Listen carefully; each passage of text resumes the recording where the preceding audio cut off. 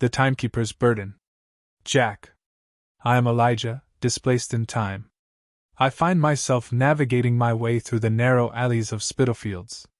The air reeked of decay and desperation. It was 1888, and the streets were alive with the sounds of debauchery and despair. I scanned the crowded streets, my gaze settling on the worn, weary faces of the prostitutes. As a time traveler, I had witnessed the worst of humanity's atrocities. But nothing could have prepared me for the horrors that lay ahead. History had recorded that in 1888 there was a series of murders between Whitechapel and Spitalfields in London. The person who was credited with these kills would become the most famous serial killer of all time, Jack the Ripper. However, Jack the Ripper's true identity is unknown even in my own time. This case, which has remained unsolved, has inspired countless people throughout the centuries to seek a career in law enforcement or forensics. That is why I was there tonight. Mary Kelly, of 13 Miller's Court in Spitalfields, was determined to be Jack's last kill. After this, Jack seemed to have stopped killing. There is still debate about how many he did kill, but these 5 are mostly agreed on.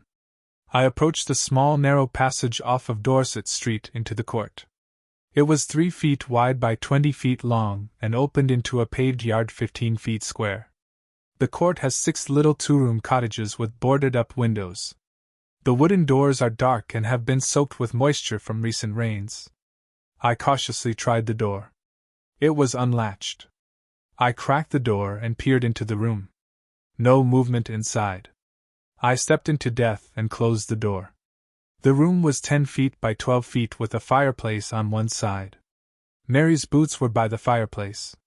Some dishes were on a shelf next to it. A candle nearly burned out sat on the small table by the front door. A latchkey lay there too. It was dark and dim. It smelled of death and decay. I am by no means weak or squeamish, but I had to forcibly control myself before I could continue. The blood-stained wall, bed, and under the bed looked like they all came from Mary. A bloody handprint on the wall above the bed looked like she swung during the attack and missed. The bed was turned at a slight angle to the wall, possibly due to the struggle. On it lay Mary Jane Kelly. She was 25 years old, although to look at her you could not tell. She was hanging half off the bed. I knew that was not right. In history, her body was lying on the bed. There was a theory that her body was moved and posed. I shuddered at the thought of what was to come. Then I saw the man on the floor.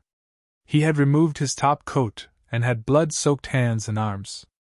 His left arm was clenched at his side, and his right hand had reached up to grab at his chest. Looking at his face, his lips were discolored and his eyes locked open were bloodshot. I am not a medical professional, but I have been around a long time. A smile came to my face. Strange in this place, but I realized I was the only person ever to know what happened to Jack the Ripper. He died of a heart attack while attacking his last confirmed victim. The moment passed, and I had to get to work. Gently I positioned Mary Kelly the way she was to be found later and seen for the rest of time. "I'm sorry," I said softly to her. I wish I could have come sooner and saved her. However, time had already claimed her as its own. I then got to work on the man. I began to work Jack back into his top coat and covered him as much as possible. I then moved him to the door for when I was going to leave and take him to the horse and carriage I had waiting for me. I decided to look around one more time to make sure I didn't miss anything. I then saw on the wall there was a missing mark. A mysterious pencil mark that was recorded in the history books. I removed a pencil and scratched a 51 on the wall near the bed. Another knot tied in this tapestry of a mystery. Checking outside to see if it was clear, I moved the body outside and set him down next to the door. I took the latchkey and with a final glance at the room, I pulled the door to and locked it, leaving Mary to be discovered. I picked the man up and carried him like a friend who had too much to drink. At the end of the passageway to Dorset Street was my getaway. I was able to get him into the carriage and covered. The trip from Miller's Court to the Thames River was about 2.5 miles or 20 minutes by horse and carriage. At the river, I chained Jack to a large stone and pushed him off into the water. I watched him disappear below the surface and into time.